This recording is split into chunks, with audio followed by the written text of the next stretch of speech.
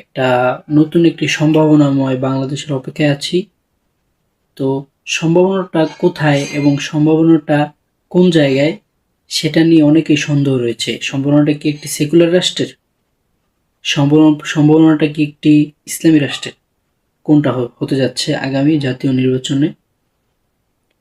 তো আমরা চাই একটি বাংলাদেশ এটা জাতীয়তাবাদের উপরে নির্ভর একটি বাংলাদেশ।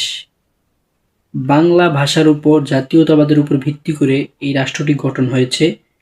পাকিস্তান থেকে উর্দু ভাষাকে বয়কট করে বাংলা ভাষায় আন্দোলন করে বাংলা ভাষাকে একটা জাতীয় একটি ভাষা আখ্যা দিয়ে এই বাংলাদেশ গঠিত হয়েছে বাংলা ভাষী জাতীয়তাবাদের উপর ভিত্তি করে।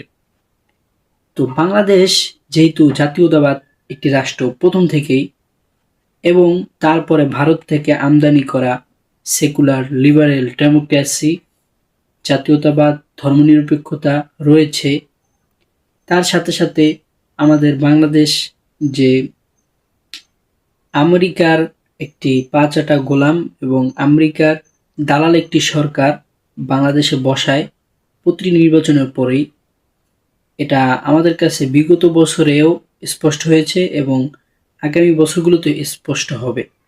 আদৌ কি গণতন্ত্রের মাধ্যমে আমরা ইসলাম প্রতিষ্ঠা করতে পারবো? একটি প্রশ্ন অবশ্যই থেকে যায়। একটি ডেমোক্রেসি একটি রাষ্ট্রে একটি ইসলামপন্থী একটি দল তাদের ক্ষমতায় যাওয়ার লোভ লালসায় যদি বলে যে গণতন্ত্র এটা আবু বকর, ওমর, ওসমান, আলী রাদিয়াল্লাহু তাআলা আনহুমা তারাও গণতন্ত্রের মাধ্যমেই নির্বাচিত হয়েছে, যদি কেউ বলে, নিঃসন্দেহে তার ঈমান আছে কিনা সন্দেহ, এবং তার ঈমান যাওয়ারই কথা।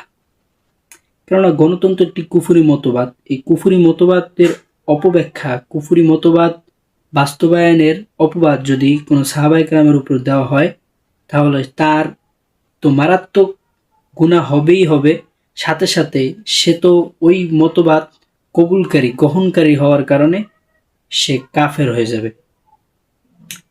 বড় খতরনাক বিষয়। মানুষ নামাজ, রোজা, হজ, যাকাত এসব আদায় করে, এসব রাষ্ট্রের যে মুসলিম ধার্মিক পণ্ডিতরা আছে, মুসলমানরা আছে, তারাই পণ্ডিতরা শিখিয়ে দেয়। কিন্তু রাষ্ট্রের ক্ষেত্রে যদি কোনো কথা বলে কোনো মসজিদের ইমাম কিংবা কোনো আলেম কিংবা সমাজের কোনো গুরুত্বপূর্ণ ব্যক্তি, তাহলে ওই সময় ওটা গণতন্ত্র হয় না। ওই সময় এটা গণতন্ত্র হয় না।